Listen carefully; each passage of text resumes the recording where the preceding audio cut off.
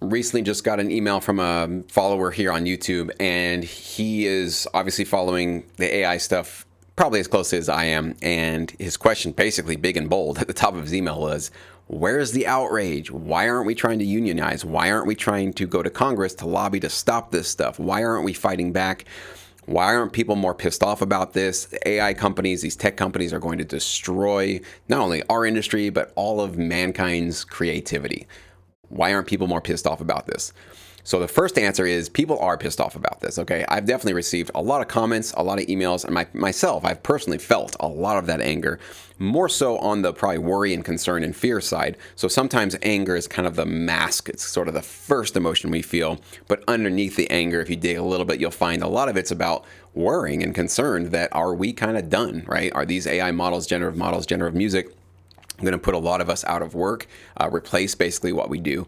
So I want to just reassure this subscriber and all of you guys, there is concern out there. There's a lot of worry, there's a lot of outrage, a lot of anger, and a lot of thinking about what we can do about it. So in this video, I want to talk specifically about unionizing and lobbying for laws to be changed, because that tends to be the two top responses to this kind of a situation, because we've seen it happen in the past where disruptive technology comes in and the major players in these industries want to go to either change the laws, or the workers want to sort of unionize, as we're seeing right now with Hollywood, of course, trying to unionize to just sort of like collectively get their power together to ensure that they don't get replaced by AI and all the other things that they're looking for, right?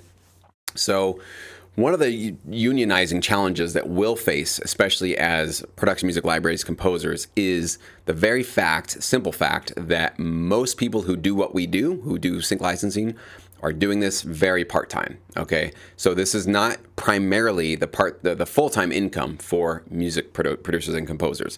For a few of us, it has been. For me and for a few people, obviously, that I have created my relationships with, and a few of our students in our services have turned it into a full-time focus for themselves, and they were able to generate the income to support themselves.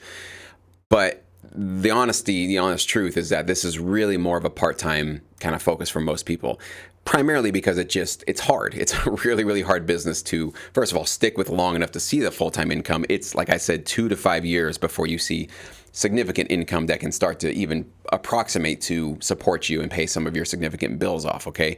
It's more like 5 to 10 years before you're starting to see significant larger numbers that can really kind of get you to not have to take on other jobs, side gigs, maybe side hustles that you have, or even your full-time job. So most people don't have that kind of timeline, that kind of patience. So we got to be realistic that most people that we are interacting with on this side of the industry are doing this maybe for a passion project, maybe something that they just see as a part-time hobby thing or a part-time side hustle.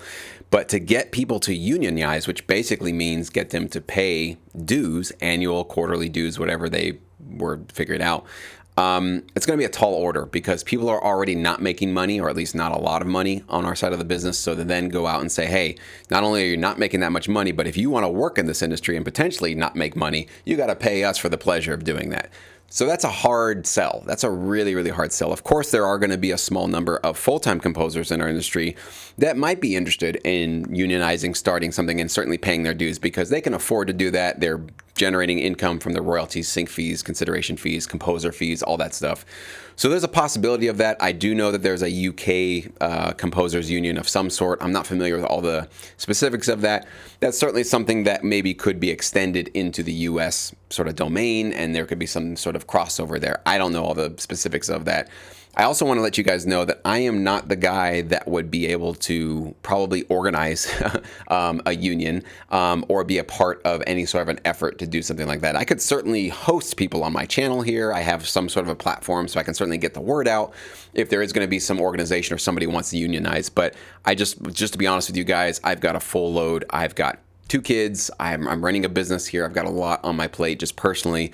So I know something like that would be just so much of a taller order for my abilities. So just please count me out. I'm just not that guy that can do that. I will say, though, that I am involved with at least one project, probably more, in terms of talking to other kind of industry leaders, thought leaders, on how we can go about making sure that AI companies don't just scrape all of our music and start generating, AI generated music off of music that's just generally on the internet. So I am definitely going to be a part of some conversations to hopefully try to steer things that direction. I'll certainly announce if I can share some of those details soon, but I can't right now because everything's sort of being created behind the scenes right now. But I definitely do want to be a part of that conversation.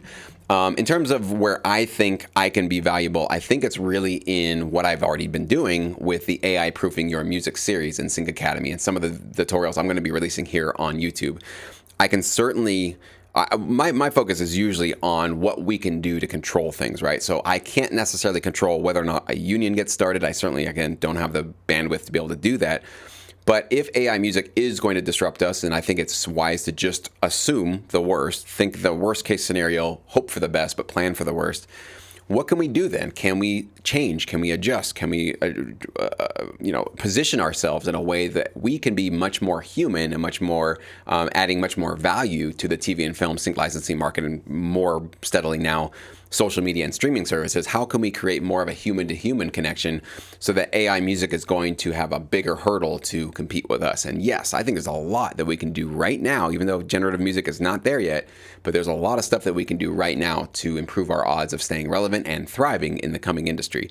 So I think that's where my best value add to this problem, this quandary that we're in, essentially, that's where I think I can add the most amount of value to it.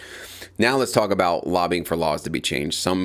This subscriber was definitely saying we need to go change laws. We need to, go to the Library of Congress, copyright laws, blah, blah, blah, blah, blah, all this kind of stuff.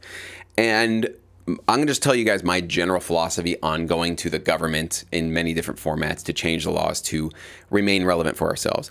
I think that best case scenario, if you're going to do something like that or lobby for something like that, best case scenario, you're going to basically buy yourselves a couple of months, maybe a couple of years of relevancy before the technology will just advance again and may probably go around those laws and those regulations to where now you have to play catch up again, right? If you've been following any of this stuff, it's been mind-boggling for me to realize how horrible our copyright system is in terms of it's so outdated. It's basically now barely catching up with the digital age. And so there's a lot of stuff that it just takes so long. The government is such a slow moving bureaucratic institution, and tech is just the Wild West, and it's constantly being reinvented every few years. And now it seems like every few months. So if you're constantly looking to go whack down these moles of technological innovation by going and getting laws changed, boy, like best case scenario, you're buying yourself just a couple of years. So I have never looked at the government as the solution for any of these problems. I see them as Band-Aids. I see them, I'm not saying they can't be useful here and there. Of course, there can be certainly some applications of the law that can provide a more fair field